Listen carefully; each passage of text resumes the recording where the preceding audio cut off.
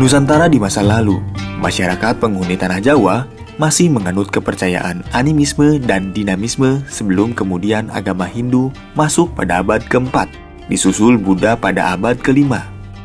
Agama Islam sendiri masuk ke Jawa Dwipa sekitar abad ke-11, ditandai dari jejak makam perempuan Muslim Fatimah binti Maimun yang berangka 1082 Masehi. Meski demikian, perkembangan pesat agama Islam di Jawa baru terjadi sekitar abad ke-14 lewat peran Wali Songo. Peran mereka diawali oleh Sunan Maulana Malik Ibrahim, wali pertama dari 9 tokoh besar penyebar agama Islam di Nusantara, khususnya Jawa. Kesembilan wali itu adalah para ulama, guru, dan pemimpin yang berjasa besar dalam membentuk wajah Islam di Indonesia hingga saat ini. Lantas, bagaimana kisah awal mula kedatangannya? Siapa mereka dan apa saja peran masing-masing wali tersebut? Yuk kita telusuri jejaknya.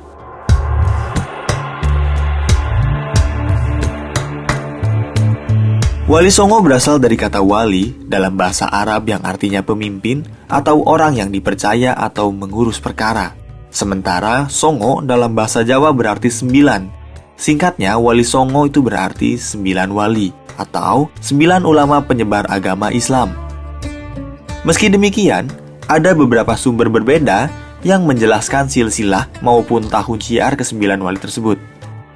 Dalam buku Atlas Wali Songo karya Agus Sunyoto yang terbit tahun 2012, pada abad ke-14 hingga abad ke-15, Nusantara menjadi jalur perdagangan yang ramai. Pedagang dari Arab, Persia, India hingga Tiongkok berdatangan. Selain untuk berdagang, mereka juga mengenalkan serta agama dan budaya mereka. Pada momentum inilah Islam mulai menyebar. Salah satu tokoh yang datang paling awal ke Jawa Dwipa adalah Maulana Malik Ibrahim atau lebih dikenal dengan Sunan Gresik. Berdasarkan pembacaan epigrafi oleh sejarawan Perancis J.P. Mouquet atas tulisan prasasti makam Maulana Malik Ibrahim, sosoknya diyakini berasal dari Kasan, Persia atau saat ini lebih dikenal di sekitar wilayah Iran. Ia berlabuh di Gresik, Jawa Timur, kemudian menetap dan mulai berdagang serta berdakwah di desa Leran. Sunan Gresik merupakan ulama yang ramah dan cerdas. Melalui pendekatan damai, beliau berdakwah dengan cara membangun hubungan baik dengan masyarakat, membuka pengobatan gratis, dan mengajarkan pertanian modern. Kemudian ia wafat di Gresik pada tahun 1419 Masehi.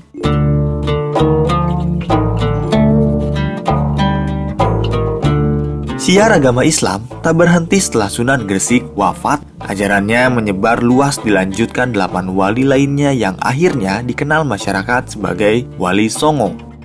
Inilah para penerus Sunan Gresik. Penyebar agama Islam berikutnya adalah Sunan Ampel atau Raden Rahmat. Ia disebut berasal dari Champa, Vietnam dan berdakwah di Surabaya. Dikenal sebagai guru besar yang mendidik para wali muda dan menanamkan ajaran akhlak mulia. Wali ketiga adalah Sunan Bonang atau Raden Makdum Ibrahim, putra dari Sunan Ampel, berdakwah di Tuban dan Lasem. Dikenal sebagai ahli seni, musik gamelan, dan syair, menyebarkan Islam lewat kesenian yang lebih mudah diterima oleh masyarakat. Wali keempat adalah Sunan Derajat atau Raden Kasim. Beliau adalah adik Sunan Bonang. Ia berdakwah di daerah Lamongan dan menekankan dakwah melalui kegiatan sosial atau santunan, membangun ekonomi rakyat, dan kegiatan pendidikan melalui pondok pesantren yang terus dilestarikan hingga sekarang. Wali kelima adalah Sunan Giri atau Raden Paku atau Muhammad Ainul Yakin. Ia lahir di Blambangan, Banyuwangi. Kemudian berdakwah di wilayah Gresik dan mendirikan kerajaan Giri Kedaton. Ia juga berperan besar dalam menyebarkan dakwah hingga keluar Jawa seperti Maluku dan Nusa Tenggara. Bahkan, banyak murid Sunan Giri ini menjadi sultan. Wali keenam adalah Sunan Kalijaga atau Raden Said. Ia adalah putra dari Adipati Tuban. Lahir di Tuban, Jawa Timur, dan berdakwah dan membangun masjid di Demak, Jawa Tengah. Ia adalah wali yang menggunakan budaya lokal seperti wayang kulit dan tembang Jawa seperti lir-ilir dan gundul-gundul pacul sebagai media dakwahnya. Wali ketujuh adalah Sunan Kudus atau Jafar Shadiq. Ia berdakwah di Kudus. Beliau memadukan Islam dengan tradisi Hindu-Buddha setempat agar lebih diterima masyarakat. Mendirikan sebuah masjid yang kini bernama Masjid Agung Kudus. Sunan Kudus juga seorang panglima perang dari Kerajaan Demak. Wali ke-8 adalah Sunan Muria atau Raden Umar Said, putra dari Sunan Kalijaga. Satu-satunya wali yang berdakwah di daerah pegunungan, yaitu Pegunungan Muria. Ia menyebarkan ajaran Islam di kalangan petani dan rakyat. Wali ke-9 adalah Sunan Gunung Jati atau Syarif Hidayatullah. Berasal dari Mekah, Arab, ia berperan besar dalam dakwah Islam di wilayah Cirebon hingga Banten, serta mendirikan kekuatan politik Islam dengan terbentuknya Kesultanan Banten dan Cirebon.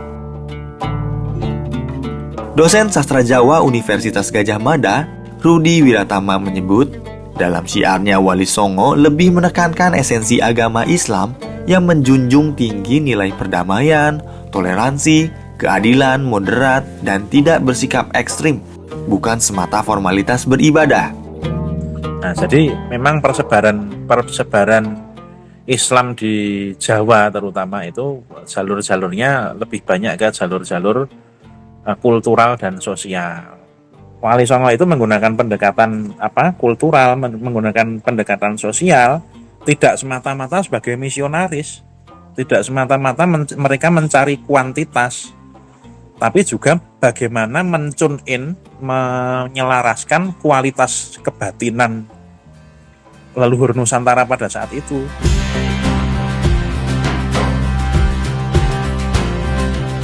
Wali Songo tidak hanya menyebarkan agama Islam, mereka pun peka terhadap keresahan sosial ekonomi kala itu.